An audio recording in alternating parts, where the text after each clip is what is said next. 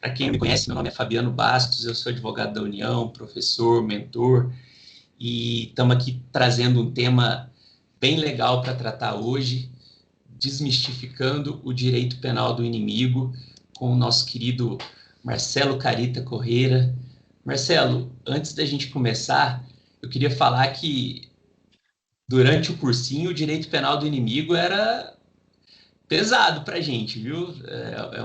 A gente precisa realmente desmistificar o tema. Mas antes da gente começar a falar sobre ele, fala um pouquinho sobre você. Quem é Marcelo Carita Correira? Claro. Meu amigo, antes de mais nada, um prazer estar com você aqui. E um prazer ser seu amigo, né? Poder declarar isso publicamente. Deixa eu te falar, vamos lá, qualificação. Eu sou procurador federal, né? Estamos na mesma carreira da AGU. Tenho especialização em penal econômico pela GV, mestrado em penal pela PUC e doutorado em processo penal pela PUC. E tenho também feito aulas e dando aulas na faculdade, sobretudo em pós-graduação. Então, esse é um pouquinho do meu currículo aqui. E sobre o tema, já vamos dar um passo ali, depois eu volto. Está aqui, ó, resultado do pesquisado, todo revisado e publicado para quem quiser, tá? Editora CRV, Direito Processual Penal do Inimigo e Devido Processo Legal. É um livro que vai vender demais, pode ter certeza. Assim espero. Então, na verdade, meu amigo, essa questão toda é um pouco complicada, porque de fato você tem até uma mistificação, né? Deixa eu dar um passo atrás, depois a gente vai para frente. Por que eu cheguei nesse livro aqui, que é o resultado da minha pesquisa desde o mestrado e depois do doutorado? Esse é o objeto do doutorado, sobretudo. Quando você vai tratar disso, além de dar um medo no cursinho, eu acho que a gente tem essa ideia, não sei se você teve isso também, parece que é uma unanimidade no Brasil, né? Você toca num tema, automaticamente falam assim, não, isso viola direitos humanos fundamentais, então, portanto, não pode, deixa isso para lá, dentro daquelas teorias radicais, e até alguns vinculam isso com nazismo, fascismo, autoritarismos em geral. Essa unanimidade me chamou a atenção, eu falei, poxa, será que isso realmente é assim? Né? E aí eu fui buscar essas explicações a partir daí. Entendi, legal. Mas me conta um pouquinho, o que é o direito penal do inimigo, como que ele se diferencia aí do direito penal comum, quem foi o principal teórico, dá uma introdução aí pra gente sobre isso. Bacana. O que acontece? Eu vou fazer um resuminho, só a gente vai ficar aqui até 24, igual 24 horas de Le Mans, né? A gente ficar 24 horas falando do direito penal do inimigo, que a gente tem que voltar lá em Roma, então eu vou tentar ser o mais compacto possível. Olha só, qualquer quando dia a gente podia pensar até numa live de 24 horas falando sobre temas interessantes do direito. Acho que seria legal, mas uma boa, né? Vai Fazer lá, diga visão, aí. né? É igual Le Mans, você troca o piloto e vai. Então, essa ideia ela vem lá de longe, né? Vem lá de Roma. Em Roma você já tinha essa questão toda, na questão do inimigo interno, externo. Você tem essa passagem em Kant, você tem vários doutrinadores. Mas vamos pegar ela um pouquinho mais recente, que é o que mais gerou a discussão nos últimos tempos. Aqui depois a gente faz uma outra live tratando da parte histórica. A gente volta muito nessa questão a partir de 85. Né? Tem um teórico chamado Gunther Jacobs, um alemão. Ele variou muito o estudo dele a partir de Luhmann, teoria dos sistemas, tal.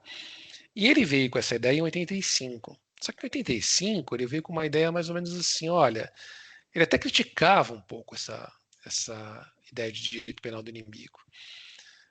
Só que mesmo assim ele não tinha um estudo, digamos, aquele momento tão sistematizado, tão profundo, né?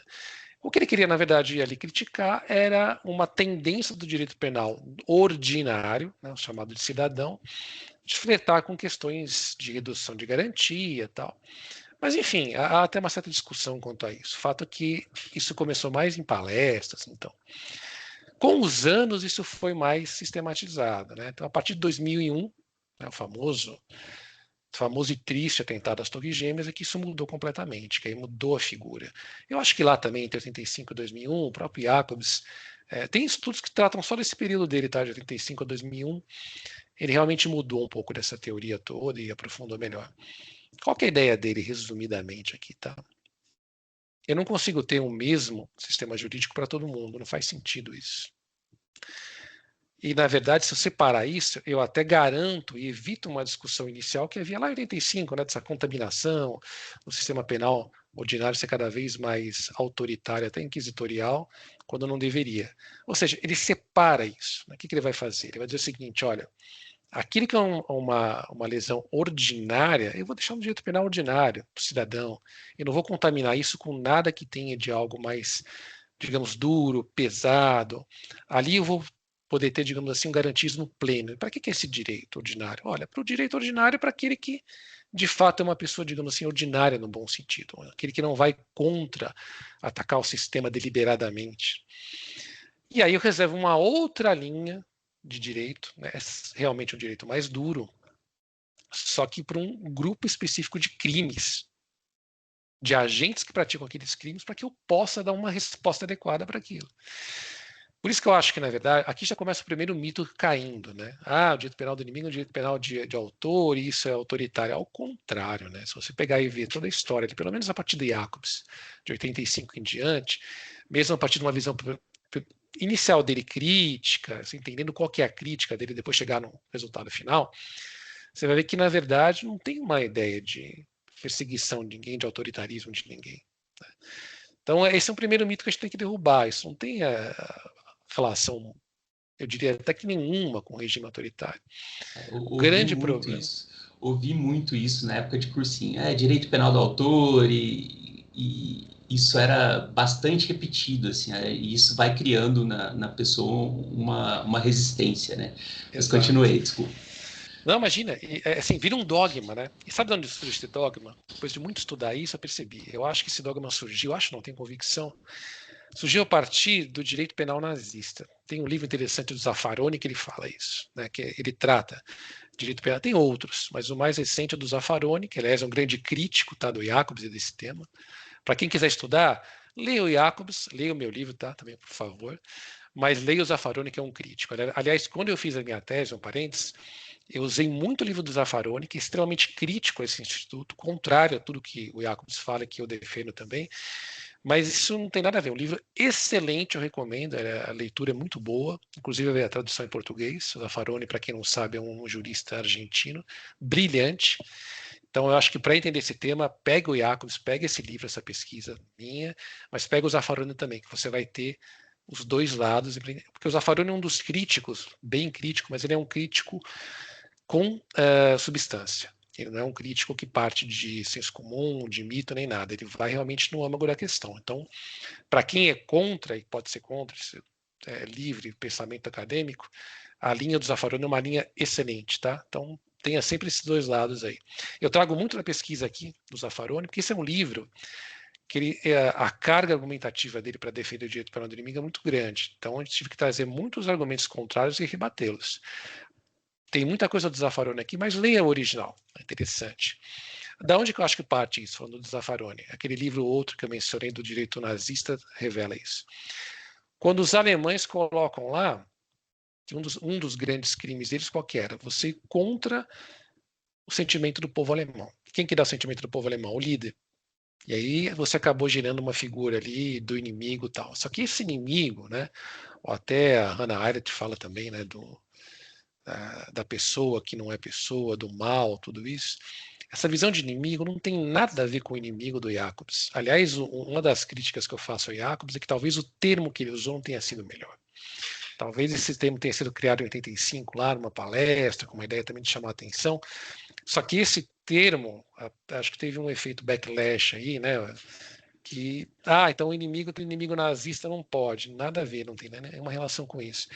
E também acho que daí parte a questão de ser um direito penal do autor. Por quê? Porque quando você vai olhar o direito nazista, no fundo era um direito penal do autor, totalmente autoritário, né? E, inclusive, esse tema do nazismo está aqui nesse livro, eu faço as comparações e retiro ele, provo, no meu entendimento, que não tem nenhuma relação. Mas veja, acho que partiu daí. Então, é preciso desmistificar isso, até porque no direito penal moderno, do inimigo moderno, você não se volta contra um autor específico, você não se volta com uma característica. Olha, eu não gosto de tal, não sei, etnia e, portanto, eles devem ser presos. Não, nada a ver. O que nós temos é o contrário, é pegar uma lógica que aliás, já existe no direito brasileiro, exemplo, crimes hediondos. Por que existe crimes hediondos? A Constituição prevê, mas o que é? É uma questão de valoração. São os crimes... De onde vem o termo hediondo? É uma coisa que choca. É algo assim, por isso que você não pode até colocar, vou colocar como crime hediondo, não sei, o furto de R$ 5 de um passe de ônibus. Não se coaduna com a natureza material do crime. Mas eu tenho uma valoração. O direito penal do inimigo é exatamente isso. Eu vou valorar crimes, eu vou considerar como típicos de inimigo, eu vou criar ali um sistema diferenciado para eles. Tanto isso é viável, que se você for pegar no Brasil atual, hoje, tá? A gente está falando aqui hoje, 2025, exemplos. Lei de combate ao terrorismo. Você tem lá a criminalização por ato de preparação, não só de consumação do crime. Você tem a lei dos crimes hediondos mesmo, você tem a lei das organizações criminosas, tudo isso são normas muito mais, digamos, duras do que o direito penal ordinário, leis específicas, né? E a lógica do direito penal do inimigo é exatamente essa, só que ela pega e faz uma divisão mais profunda, dizendo, olha, aqui realmente eu vou tratar casos ordinários e aqui eu vou tratar aqueles que são considerados inimigos da nação. E aí vem outra pergunta, né? Mas quem que é os inimigos? Quem é o inimigo? Quem são os inimigos da nação? Exato, isso que eu ia te perguntar, quem que Pois seriam os é. inimigos? Mas Então, e isso é muito focado no autor mesmo, ou tem mais a ver com a figura delitiva, o desvalor da ação e tal, propriamente dito? nada com o autor. Toda a construção do Jacobs que a gente faz nesse livro aqui não tem relação nenhuma com o autor. Vai ter relação sempre com a conduta. E aí você chega no autor, não importa quem seja. Então, vou dar um exemplo clássico aqui, que é algo, digamos, unânime que estaria no direito penal do inimigo: terrorismo. Terrorismo. Por que seria importante você ter um terrorismo dentro de um direito penal do inimigo, separado de toda uma situação? Por várias razões. A primeira delas é que, se a gente for, por exemplo, pegar a questão, tem várias críticas quanto a isso, tá? Não estou defendendo, houve uma série de problemas, a gente pode até fazer uma outra live para falar só disso, e é um tema que está aqui no livro, que é a guerra ao terror dos Estados Unidos. Apesar dos abusos que ali houve, isso é inegável, tá? Isso até é reconhecido pela Suprema Corte norte-americana, que depois alterou decisões, enfim. Depois a gente debate isso com mais calma. Mas o ponto é, não havia uma possibilidade concreta, sobretudo, de você evitar danos graves como houve no terrorismo, sem você ser um pouco mais rigoroso em alguns pontos. Mas rigoroso em que sentido? Produção probatória. Vou dar um exemplo para você. Na Itália, eles têm não só a Itália, tá? A França tem, Estados Unidos tem, mas a Itália acho que é o mais emblemático.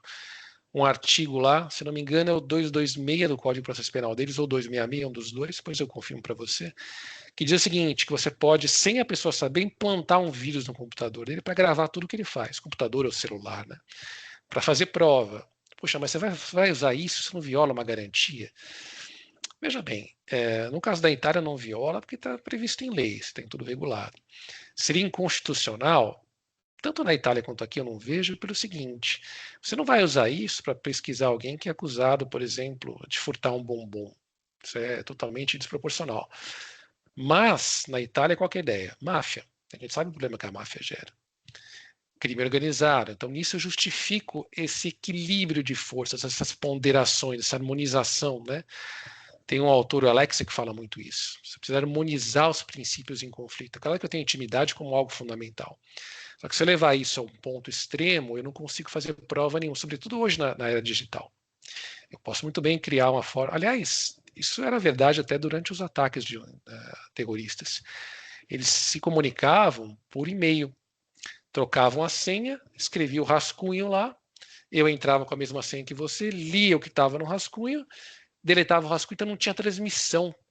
Então não adiantava eu fazer um grampo, entre aspas, uma transmissão, porque não tem. Então, veja, se eu não conseguir, se eu não tiver um passo à frente ou junto com criminalidade organizada e terrorismo, eu nunca vou vencer. E o preço que eu vou pagar lá na frente é muito alto. Se eu pegar por alto aqui em números mínimos, 2.500 pessoas mortas em um dia em Nova York. Então, infelizmente, o mundo nos coloca isso, né?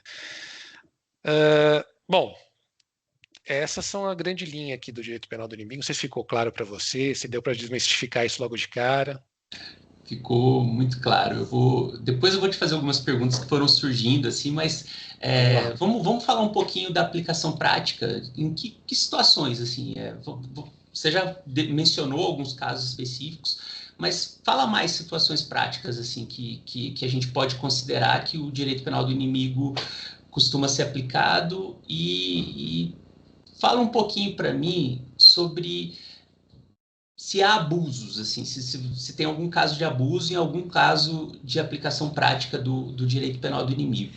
Eu só uma observação que pareceu interessante, você pode ver que em nenhum momento da sua introdução você falou em autor.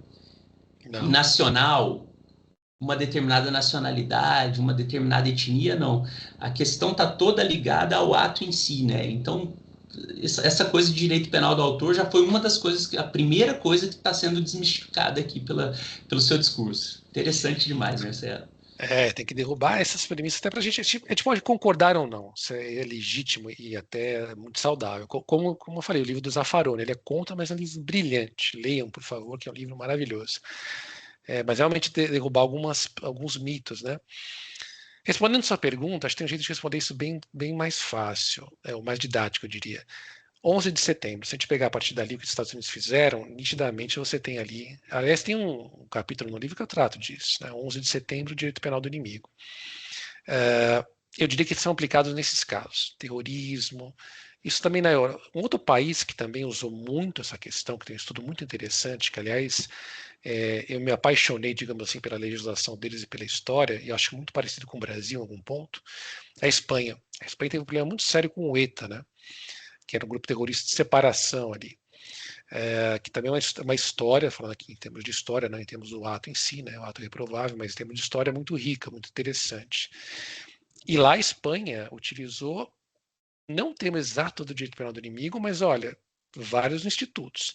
E alguns deles eu repliquei, isso está expresso aqui, inclusive na lei, que a minha inspiração vem da Espanha, trazendo para cá como uma forma de aplicação direta.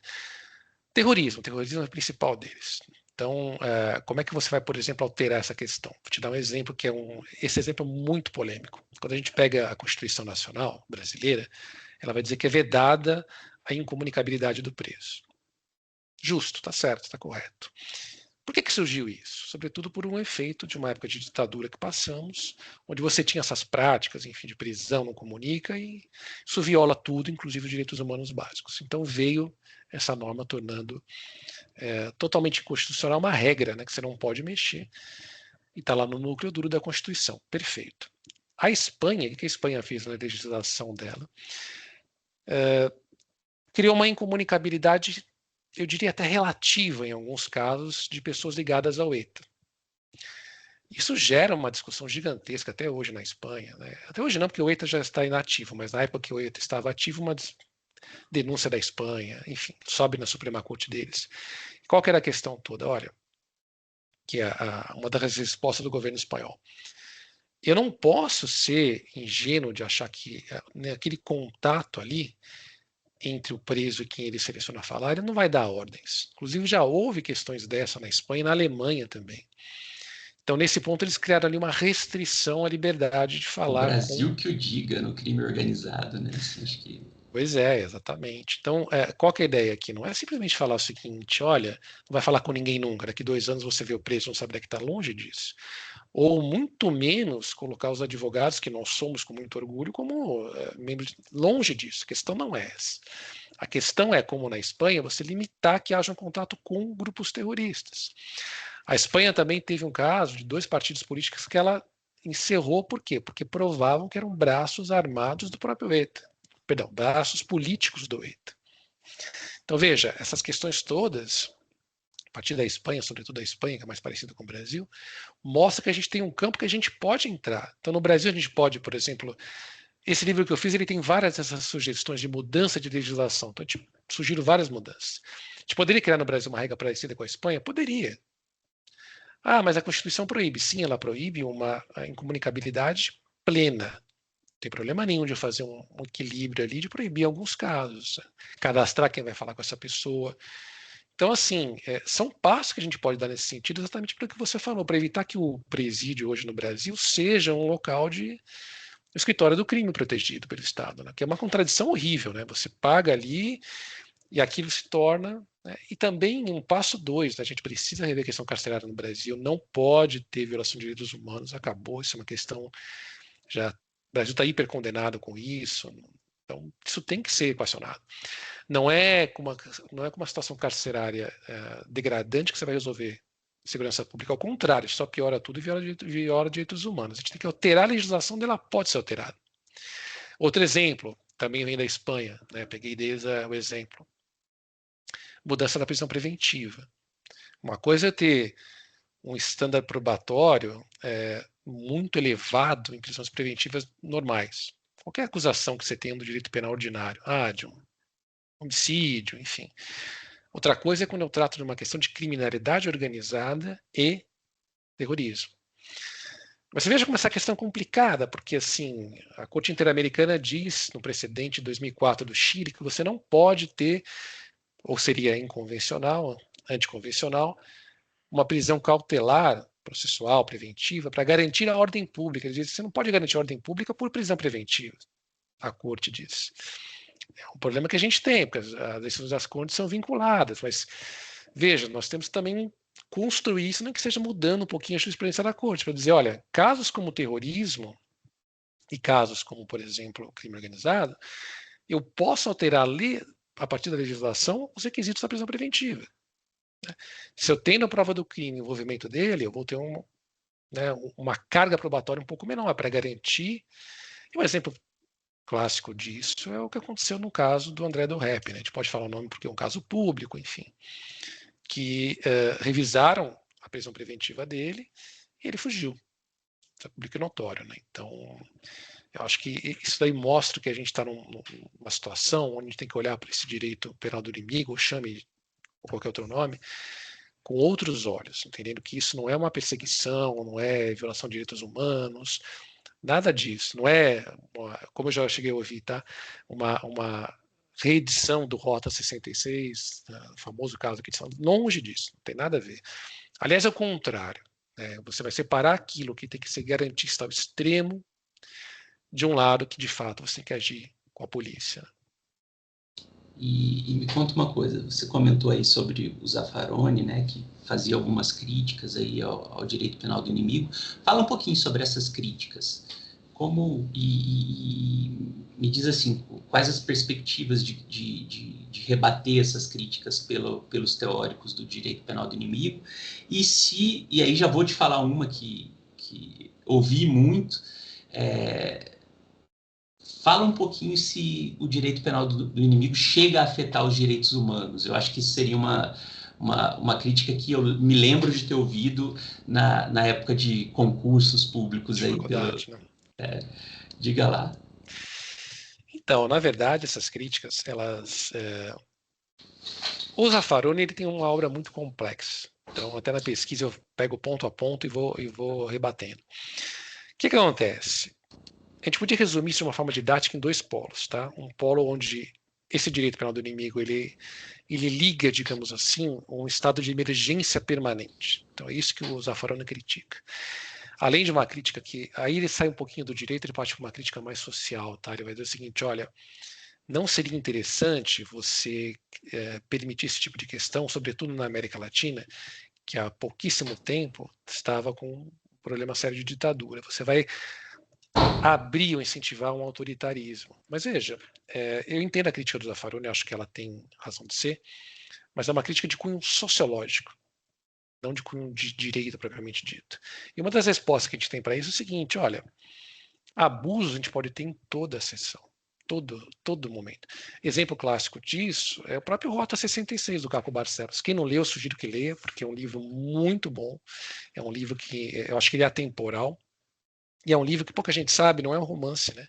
Ele surgiu a partir de análise do próprio Caco Barcelos, de dados concretos de boletins de ocorrência da Polícia Militar de São Paulo. Então, é um livro, assim, leiam. O que eu quero dizer com isso é o seguinte, nós temos que mudar a cultura de um país para entender que a gente não pode violar direitos humanos, ponto, acabou. Não existe isso, não existe justiceiro, nada disso é justificável. E isso não tem uma relação direta com o direito penal do inimigo. Isso vai de uma cultura. Se essa norma, por um outro caso, poderia eventualmente estimular isso, entendo que não. Mas se o Zaffaroni estiver certo, a gente tem mecanismo de controle disso. Vou te dar um exemplo. Tem um autor que eu também trato aqui, um autor norte-americano, que ele fala o seguinte, ele trata muito de terrorismo, Bruce Altman, aliás, um autor brilhante.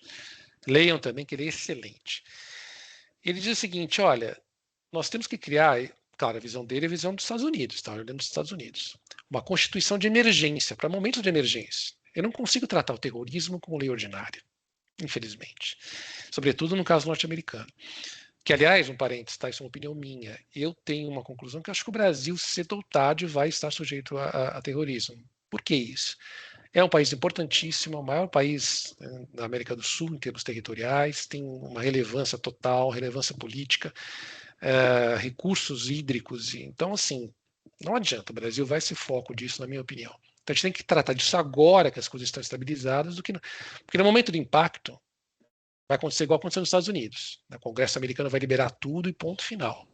Então, por isso que a gente tem que fazer isso no momento de paz. Isso acaba sendo mais arriscado, né? Porque a hora que a Totalmente. corda está puxando para o outro lado, você tende a aí sim ter riscos autoritários no Exato. sistema. Momento de pânico, né? Então, a crítica do Zaffaroni é exatamente essa questão sociológica, que é muito relevante, e tem a questão de violação dos direitos humanos, que aí é um outro ponto interessante. Essa crítica é uma crítica complicada, porque, na verdade, a gente vai falar até da dignidade da pessoa humana. E aí é um ponto muito importante da tese, que eu digo o seguinte, de fato, se violar a dignidade humana, eu não posso permitir esse tipo de sistema. Mas o ponto é, o que é a dignidade da pessoa humana? Tem que dar um passo atrás. Você precisa definir isso.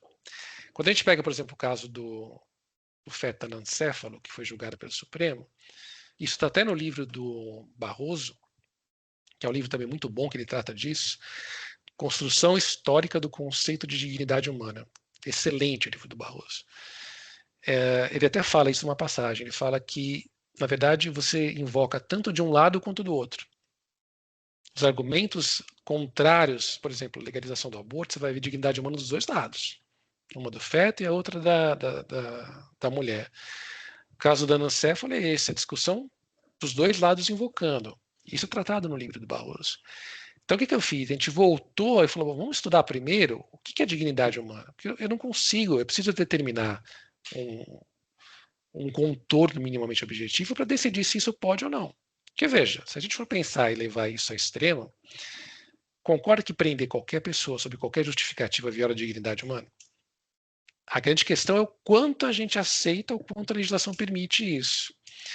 Então, nesse livro, a gente tenta construir, a partir do Barroso, e a partir, claro, de Suprema Corte Americana, Europa, Convenção Americana, construir um conceito que feche isso. Qual que é a ideia? Aquele núcleo, sobretudo aquele núcleo intocável do ser humano, não vai ser preservado, ninguém vai torturar, ninguém vai chacina, nada disso, isso aí esquece, tá fora de qualquer ideia. Mas a ideia é a seguinte, você ter leis um pouco mais, diria, pesadas ou duras para aquele agente específico. Entendeu? Então, por exemplo, criar, como eu estava falando, uma forma de comunicabilidade relativa, tá? Não é para permitir tortura nem nada, o advogado vai saber, é só para evitar que ele solte uma informação, que a gente já viu até na Europa acontecendo isso, Alemanha, Espanha. Segurar um pouquinho mais o líder de facção criminosa, para quê? Para que ele não tenha, você vai quebrar a facção ali. Pelo menos quebrar ali aquele início, né? Você vai desmoronando ela aos poucos, vai tirando uma liderança dali, outra daqui para chegar nisso. Então, assim, eu acho que, para respondendo objetivamente, haveria violação do direito da dignidade humana? Qualquer norma nossa está sujeita a isso. Então, acho que tem que ser calibrado de caso a caso. Né? Tanto que, assim, vamos até sair do penal um pouquinho. Você vê uma série de argumentos que eu não vou me colocar favorável ao contrário, mas eles demandam uma análise mais aprofundada, que muitas vezes você retirar direitos sociais pode impactar direito humano. Então, isso vai de cada caso. Eu não diria que há, pelo menos na estrutura que nós criamos nesse livro aqui, nenhuma violação de direito humano. A gente faz todo um cuidado para que isso não ocorra. Então, nos últimos capítulos, a gente propõe toda uma reestruturação do direito brasileiro. Então, esse cuidado está sempre colocado ali, com revisão judicial. Estava falando do Bruce Altman, né? Ele cria uma constituição de emergência. E qual que é a ideia dele? Bom, se é uma situação de emergência, isso está replicado para a gente também. A gente partiu dessa premissa e construiu algo para o Brasil. Na verdade, com o crédito todo dele, a gente trouxe a premissa para o Brasil, que é qual? Olha, se é emergência, o sistema tem que ser outro.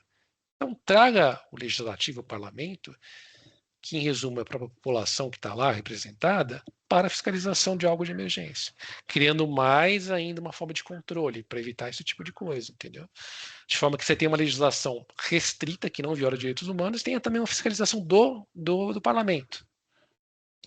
Interessante, porque o Brasil já é o país do controle, né? Tudo, tem diversos órgãos de controle e tudo mais. Você criaria mais um ali para garantir mesmo Exato. que não se viole direitos humanos ali. Bem interessante. Você citou aí uns exemplos históricos interessantes, né? O caso do 11 de setembro, depois das leis antiterroristas dos Estados Unidos. Você citou o caso do ETA na Espanha. Tem mais algum caso? E já daqui a pouco partindo para o Brasil, tem aplicação no Brasil já sobre o direito penal do inimigo? Alguma coisa que você pode falar aqui para a gente sobre isso? Não, tem vários casos também, né? Tem um caso do IRA no Reino Unido, né? E isso também a gente trata bastante disso na tese. Inclusive, eu até tive uma liberdade poética durante a tese e o livro, que até tratei do U2, né, da banda, quando fala do Domingo Sangrento, a relação disso. É engraçado, né, que interessante, a gente olha os britânicos como se diria, um modelo, né, de democracia ou de respeito à dignidade humana muito maior que os Estados Unidos até, né.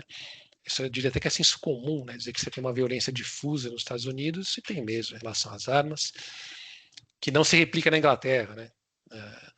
Só que quando a gente vai ver, por exemplo, o combate da Inglaterra sobre o IRA, tem várias denúncias ali, inclusive na Comissão Europeia de Direitos Humanos, de tortura de membros do IRA. Então, veja, se você tivesse um direito penal do inimigo já muito claro e delimitado, você não tem essa margem para discricionariedade ou a discussão que surgiu a partir desse caso na Europa, dizendo, olha, na verdade eu não torturei ninguém, é só um interrogatório coercitivo, entendeu? Então, por isso, esse é um outro ponto interessante que o Jacobs traz. Se você delimita tudo previamente dentro de uma legislação, você não permite esse tipo de tentativa de romper limites. Está tudo claro ali. Não pode torturar ponto final, não é porque foi por ordem da rainha ou não da rainha. Então, esse é um ponto interessante. Olha, no Brasil, eu diria que a gente teria tanto na lei de terrorismo atual, quanto na crimes hediondos, uma premissa desse instituto, que você separa, na lei dos crimes, das organizações criminosas também, onde você cria um sistema mais profundo, mais específico, para uma certa criminalidade. Se pegar, por exemplo, o artigo 5º da lei antiterrorismo, ele pune o ato de preparação, que é algo no Brasil, assim, né, há muitos anos atrás era algo impensável. Não, imagina, preparação não pode, tal. Então, o que gera aquela discussão até acadêmica, né? Olha, se eu falo que eu vou matar você, que eu vou te torturar, vou acabar com a tua vida, que eu paro do lado da sua casa, vou até ser bonzinho aqui, tá, com a polícia. Somente com porte de arma ilícito, né? A única punição que eu vou ter, no máximo, vai ser o quê? A ameaça, se eu te ameacei, claro, mas é um crime muito pequeno. E o porte legal de arma de fogo, se a minha arma for legal, porque eu não comecei nada, não te ataquei, não estou nem me preparando. Né? Então, a lei de terrorismo, ela dá esse passo, ela fala, não, passo de preparação também. Tá? Então, eu acho que já temos talvez o Brasil já esteja aos poucos entendendo que é inevitável e até saudável para o resto da sociedade você delimitar essa questão. Se você tem uma lei só, você muda lá o artigo que fala da prisão preventiva, tá ok? E muda aquilo lá, tornando muito mais rígido, qual o risco que você corre, se você não separar a legislação? O caso que a gente já vê, sobretudo aqui em São Paulo, onde eu estou, você tem muito caso aqui de furto de alimentação de 50, 100 reais que vira preventiva. Está errado isso. Então, separe as questões. Deixa a preventiva para aquilo que tem que ser separado. É claro que é realmente importante, né? Sem dúvida, é claro, tem até uma outra discussão, mas aí foge um pouquinho, mas acho que vale a pena a gente trazer até para uma outra live, que é a seguinte, mudar também o foco da segurança pública nos termos das forças de segurança. Então, até nessa linha de direito penal do inimigo, o que a gente poderia fazer? Claro que tem uma questão orçamentária e tal, mas criar uma polícia municipal, assim, comunitária, o mínimo de arma menos letal possível, para lidar com situações que seriam mais de patrulhamento ordinário, e deixar a polícia militar aquartelada para uma situação de combate mesmo. Né? Rouba banco com... Isso é muito comum, infelizmente, no Rio de Janeiro, né? Rouba banco com fuzil. Bom, então, pera um pouquinho, não é a polícia comunitária que eu vou usar, é a polícia militar, que é uma tropa treinada para isso, com armamento específico, e separar essa questão da militarização do convívio normal. Você não precisa ter convívio. Não que a polícia militar faça um trabalho ruim, especialmente em São Paulo, não é esse o ponto, mas eu digo, tornar ela mais humanizada e preparar essa questão mais militarizada para o combate direto. Usar a polícia militar para... Não, tem uma expressão que eu acho interessante, não usar bala de canhão para matar passarinho, né? Exato. A polícia militar é para situações específicas, e aí você coloca uma polícia menos militarizada para cuidar dessas questões. Mas me fala uma coisa, agora eu vou te apertar um pouquinho, vou colocar tema polêmico aqui. A gente está falando de direito penal do inimigo no Brasil. Você acha que essa aplicação, né, das questões aí desses atos da lei com relação a esses atos antidemocráticos aí que ocorreram em 8 de janeiro, houve um pouco da aplicação de direito penal do inimigo ou não tem nada a ver assim? Na verdade, qual que é um problema também? Esse é um tema interessantíssimo, muito bem colocado. Tanto o direito penal do inimigo quanto o chamado lawfare, existe uma certa, eu diria, uma distorção moderna do conceito, né? Onde eles querem dizer mais ou menos o seguinte: se eu estiver numa situação onde eu quero chegar a um determinado fim, vale você tratar a pessoa como inimigo, e aí você vai usar um lawfare ali, enfim, processo penal, sobretudo, como uma forma de ataque ao seu inimigo. Tem um livro do hoje ministro Cristiano Zanin, que ele trata disso, né? Mas o título do livro é Lawfare, não lembro o título exato, mas é Lawfare, que ele desenvolve esse raciocínio a partir da Lava Jato, né? Dizendo que a Lava Jato houve um desvirtuamento e tal. Bom, a questão é a seguinte, eu acho que é uma postura muito clara em relação a isso, do direito penal do inimigo, pegando os dois grandes teóricos que existem no mundo com isso, né? Que é o Jacobs, que criou, digamos, a partir de 35, não criou, mas recriou, né, a partir dos antigos, e o Miguel Polanyi, lá do Rio de Janeiro, não, já colocando ele no Brasil, né, da Espanha. Depois eu vou colocar o nome dele inteirinho. São os grandes teóricos defensores fora do Brasil. Bom, qual que é a grande questão nesse ponto todo? Quando você tem um desvirtuamento do processo penal, tentando atingir um inimigo, né, um fim, eu diria até quase utilitarista, não vou entrar no mérito se a finalidade é correta não, mas um fim utilitarista do processo, você está no âmbito do abuso de autoridade. Então, não tem essa correlação. Tanto que o próprio lawfare, na verdade, é uma criação do direito norte-americano, uma doutrina norte-americana que o foco é um pouco diferente. Tá? O foco ele quer dizer o seguinte, olha, em vez de você criar uma guerra militar, invadir um país, você usa leis para que aquilo não haja. Então, os famosos embargos econômicos de Cuba. A gente pode discutir se aquilo é justo, se não é justo, se viola direitos humanos ou não. Mas o foco do lawfare é uma questão muito mais de país contra país. Não é aquela coisa de, eu não gosto de você, então vou usar o processo para te atingir. Isso é digamos, uma desvirtuação do conceito, com todo respeito ao ministro Cristiano Zanin, coloca isso no livro dele, que não se coaduna com o Instituto. Então, veja, a partir do momento que eu tenho um instituto que ele é voltado a uns fins específicos, determinando crimes específicos que são colocados ali, qualquer desvirtuamento, seja Lava Jato, 8 de janeiro, que eu vou violar o devido processo legal, eu estou na área do abuso, então não tem... mas é um ponto que foi muito colocado a partir da Lava Jato, sobretudo. Cristiano Zanin trata muito disso no livro dele. Interessante, interessante. E aqui, então vamos falar um pouquinho sobre o futuro do nosso sistema jurídico. Você acredita que o direito penal do inimigo tem muito espaço no nosso sistema jurídico futuro aí, principalmente no Brasil? Eu acho que são dois pontos. O primeiro ponto é você desmistificar. Primeira dificuldade. Criou-se, eu acho que uma onda e eu realmente não sei o porquê, tá? Foi essa mesma onda que me gerou a curiosidade de estudar a fundo isso. Por que algo é tão unânime, eu diria, no Brasil, com argumentos tão pequenos, né? Porque viola tal coisa, mas não prova onde viola, não faz o raciocínio lógico, não demonstra, não vai a fundo. Então, primeiro ponto é esse, é desmistificar o que de fato é o direito penal do inimigo. Tirar de uma vez por todas qualquer semelhança, ou entender que, veja, quem fala de direito penal do inimigo, me refiro tanto ao Miguel na Espanha quanto ao Jacobs na Alemanha, não estão querendo reviver Terceiro Reich de forma alguma, não estão flertando com autoritarismo nenhum. Né? Então, a primeira coisa é simplesmente, digamos assim, implodir esse mito. Dizer, olha, as pessoas podem ou não concordar, dizer que cabe ou não cabe, isso é uma outra discussão. Mas tirar esse mito que automaticamente, você fala essa palavra, você lembra do quê? Você lembra do nazismo, do autoritarismo, e você lembra do direito penal do autor. Não tem nada a ver, a gente tem que separar essas questões.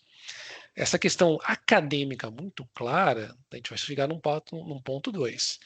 Cabe para o Brasil, sim ou não, em que termos? Que é o que está no livro. Então, estão várias propostas aqui de mudança da lei de organizações criminosas, com fundamento na Espanha, Itália. A lei de drogas também tem que ser mudada. Evasão de divisas é um problema muito grande, lavagem de dinheiro. Por quê? Porque se eu quebro a parte financeira do crime organizado, eu quebro todo o resto. Então, isso também é interessante, você colocar como um inimigo o traficante de armas, aquele que faz evasão de divisas. Por quê? Para simplesmente equacionar essa questão de uma maneira definitiva. Né?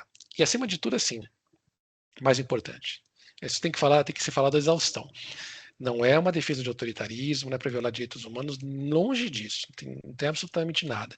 São apenas regras um pouco mais duras frente a uma criminalidade mais dura, que já existe no Brasil. Por exemplo, se eu culposamente, aqui, crime culposo é pacífico, está até na lei que não pode, mas vamos usar esse exemplo só para estourar a situação, explodir a ideia, né, no bom sentido. Se eu esbarro em você ali e cometo um crime, te derrubo de propósito ali, enfim, né, um crime, vias de fato, algo mais simples, né, bem mais simples, que não envolva, claro, uma lesão. Juizado especial, ninguém vai deixar uma pessoa presa, sei lá, 5 anos preventivamente por causa disso. Agora, já é público notório, se eu tenho um caso de terrorismo, um caso de latrocínio, um caso até de uma violência, um feminicídio muito grave, eu tenho que fazer uso da prisão preventiva para isso. Aliás, a própria Lei Maria da Penha faz uso disso. Vai progredindo até chegar na prisão preventiva para proteção da mulher. E está correto. Ela está correta. Então, essa calibração que tem que existir. Deixa eu só te interromper um pouquinho. Quando você fala em Lei Maria da Penha, me veio a ideia de uma aplicação, de certa forma, dos institutos de direito penal do inimigo. Sim. Pela forma como você está me explicando. É um desvalor de uma conduta específica, própria para um tipo de crime, né, feminicídio, etc., que vai pesar um pouco mais, sejam as normas processuais, sejam as normas penais comuns, né, de penalização efetiva, para aquele determinado tipo de conduta que para a sociedade é muito mais pesado. Você acha que é uma aplicação ou eu estou viajando muito? Não, é uma aplicação. Na verdade, eu diria que é uma aplicação baseada na inspiração, né? Que, aliás, essa é uma crítica que lá atrás começa com Jacobs, né? Não diria bem uma crítica, mas uma ponderação que ele faz. Ele diz o seguinte, olha, se nós vamos caminhar para isso, é melhor a gente separar esses direitos, para evitar que eu coloque tudo no mesmo ponto. Então, o Brasil faz um pouco disso. Quando ele cria, por exemplo, uma lei específica da Maria da Penha, inclusive com uma prisão preventiva distinta das outras, medidas cautelares, inclusive jurisprudência recente, discutível, mas recente, que diz que, ainda que o crime esteja extinta a punibilidade, pode manter a prisão desde que haja periculosidade. Olha que evolução, né? Isso, de fato, é uma inspiração. E por que você vai fazer isso? Vai fazer isso porque o bem que está em jogo ali, qual que é? É o bem, vida, acima de tudo. Né? Você quer preservar a vida. E você vê uma situação que, historicamente, eu diria, de uma forma geral, você tem um desequilíbrio ali de violência e de força até. Né? Então, colocando historicamente a mulher como mais sujeita, a mulher ou a pessoa que se identifica com o gênero, né? Mais vulnerável a isso. Né? Então, você muda, você calibra, com certeza, uma inspiração. E a partir dessa inspiração que o Jacobs fala, nos crimes mais graves, vamos separar esses códigos, vamos fazer sistemas diferentes, sem nenhum problema. Porque daí eu consigo criar toda uma sistemática para algo mais ordinário, uma outra sistemática para algo que tem que ser. processo Com específico para certeza. tratar de coisas especificamente mais complexas, né?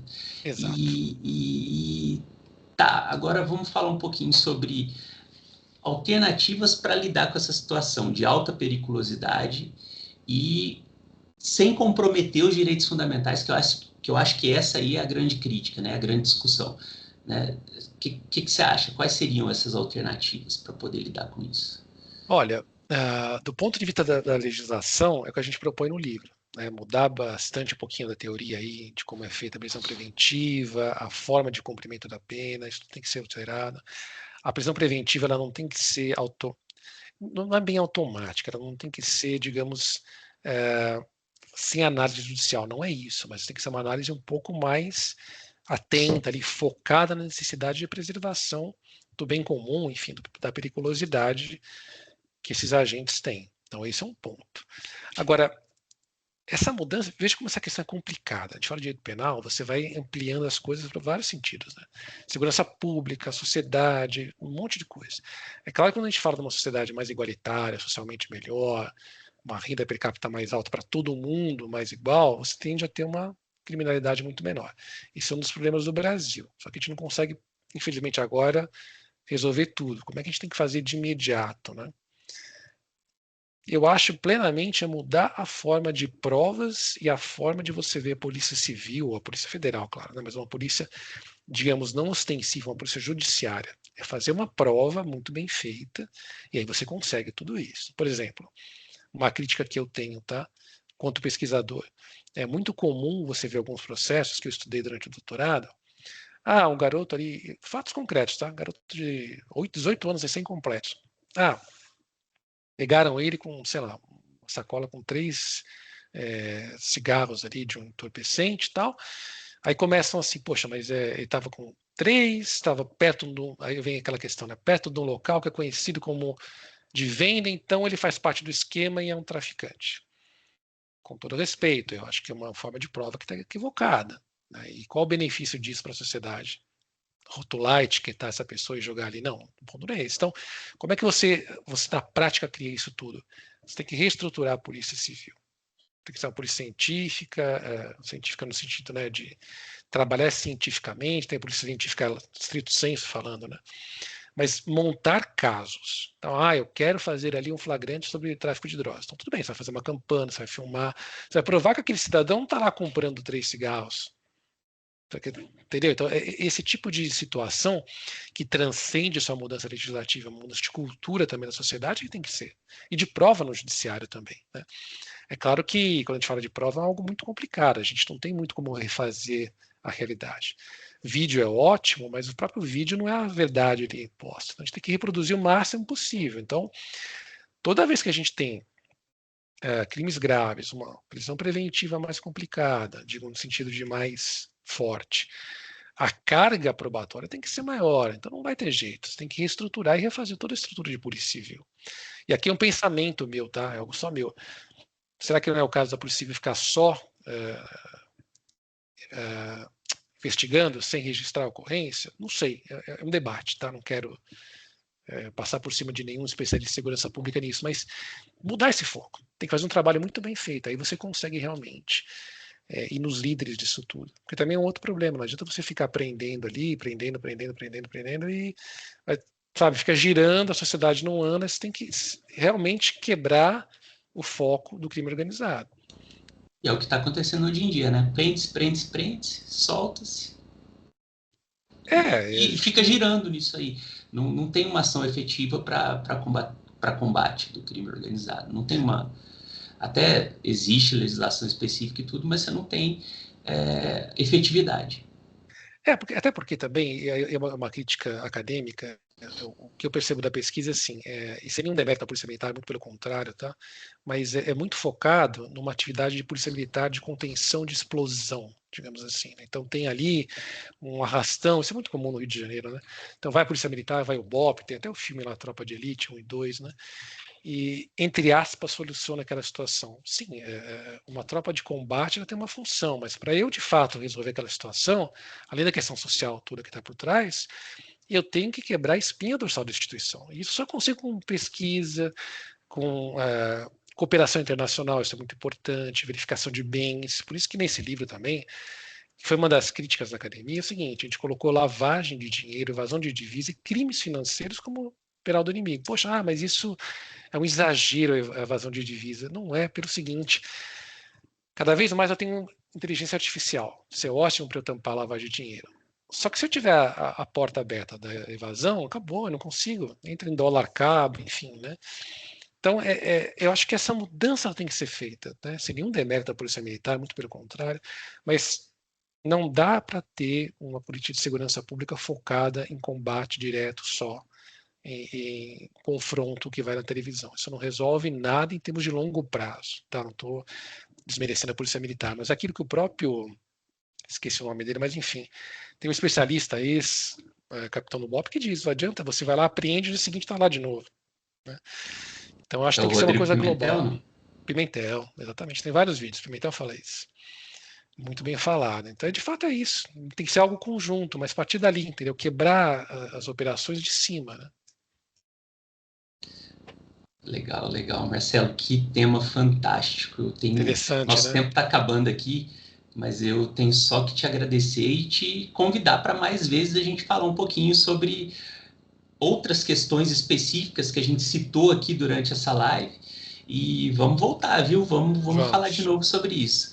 Quero te Bacana. agradecer demais pela disponibilidade de tempo. Acho que isso vai ajudar muita gente, vai também desmistificar esse início, tá, das nossas conversas aí, vai desmistificar muito essa temática. E só tenho a te agradecer. Se você tiver alguma consideração final, fala um pouquinho sobre o seu livro, divulga É, aí e vamos para os finalmente. meu amigo, eu que agradeço. Eu acho que é importante até para a gente começar um debate sobre isso na sociedade, né? Nem que a Sim, gente chegue à conclusão de que, olha, é uma ótima ideia acadêmica que talvez não se aplique aqui. Pode ser? Pode ser. Eu comparo muito o Brasil com a Espanha. Eu acho que a gente, apesar da Espanha, claro, ser um país de primeiro mundo, né, e a gente não chegou lá ainda, quando a gente vai olhar a história da Espanha e do Brasil, sim, são coisas muito parecidas. Você começa a ler e fala, nossa, você lê, por exemplo, uma parte da pré-história, no sentido de história anterior à Guerra Civil da Espanha, você vê cada semelhança com o Brasil interessantíssima. Então, eu me espelho muito na Espanha. Então, a gente pode chegar à conclusão que não seja para a gente o melhor caminho, só que a gente vai debater isso e digamos assim, aplicar ou não aplicar com base na realidade, fundamentos de verdade. É como o Zaffaroni, está falando do Zaffaroni. O Zaffaroni tem uma posição oposta à minha, mas eu não deixo de reconhecer que ele é um tremendo jurista e o livro dele é fantástico. Por quê? Porque ele usa argumentos técnicos, né? Embora eu não concorde tal respeitosamente, mas é um livro brilhante. Então, eu acho que o principal ponto aqui é esse. Vamos desmistificar isso, deixar muito claro que ninguém aqui está defendendo nada de violência, violação de direitos humanos, absolutamente não. Até na introdução do livro eu falo isso. Se fosse um projeto que gerasse isso, ou legitimasse isso, ele parava na hora, porque não é esse a finalidade. A finalidade é o contrário. Quando a gente fala de preservar, a gente quer o contrário, a gente quer segurança pública, a gente quer que. E tem um ponto muito interessante que é o seguinte: já estou encerrando, só não vou me delongar muito, não. Que o principal problema de segurança pública no Brasil, e é onde vem a questão do penal do inimigo, não é a elite. Sejamos francos, né? Aquela elite e os ultra ricos que tem no Brasil dificilmente sofre algum tipo de violência. A pessoa tem carro blindado, anda de helicóptero, anda de avião, mora em locais que são mais vigiados que a própria presidência da República. Então, absolutamente o foco aqui é o cidadão comum no bom sentido. Né? No comum seria um demérito. Então, esse é um outro ponto, não é uma questão de elitismo, de guerra contra o outsider, longe disso. É uma tentativa de tornar a sociedade mais equânime e tirar setores, na conclusão eu até falo isso, tirar setores e populações inteiras de um estado paralelo. A gente não pode também fechar os olhos dizendo o seguinte, olha, eu moro num estado paralelo e está tudo bem. Não, a gente sabe, né, que há uma série de violações de direitos humanos porque o estado ali não chega. Você não pode sair a hora que você quiser, você não pode ter as amizades que você quer, você não pode ver parente porque está em outro local, que é de outra facção. Então, isso é uma violação de direitos humanos que a gente não pode mais normalizar e conviver. E pode ser que o direito penal do inimigo seja a solução para isso. Mas ele não é, em nenhum momento, uma violação. Uma crítica muito forte que é feita, vira um objeto, o ser humano vira um objeto. Longe disso. Não é isso. Absolutamente o contrário. É você tirar as pessoas que estão ali tratadas como objeto e torná-las entre aspas, humanas, de devolver a humanidade para elas. Então, acho que esse é o grande ponto. Discutir isso num outro nível, sabe? Dizer, olha, concordo ou não concordo, mas tirar essa mistificação de que quem bota a mão nisso flerta com o autoritarismo. Longe disso. Não é objetivo nem nunca foi de ninguém aqui. E sobre o livro, está aqui, ó. Ele está concorrendo ao prêmio Jabuti Acadêmico. Está disponível aí à venda, editora CRV. E é isso, muito obrigado. Prazer imenso estar com você e estou disponível para tudo que você precisar aqui. Fantástico, Marcelo, fantástico o nosso bate-papo. Acho que isso vai render muito mais assunto, vai render muito mais bate-papos sobre o tema e espero te ver aí de novo numa próxima conversa. Muito obrigado, meu amigo, e a gente se fala numa próxima oportunidade. Muito obrigado, até logo. Abraço, até logo. Parou de gravar? Cara, vai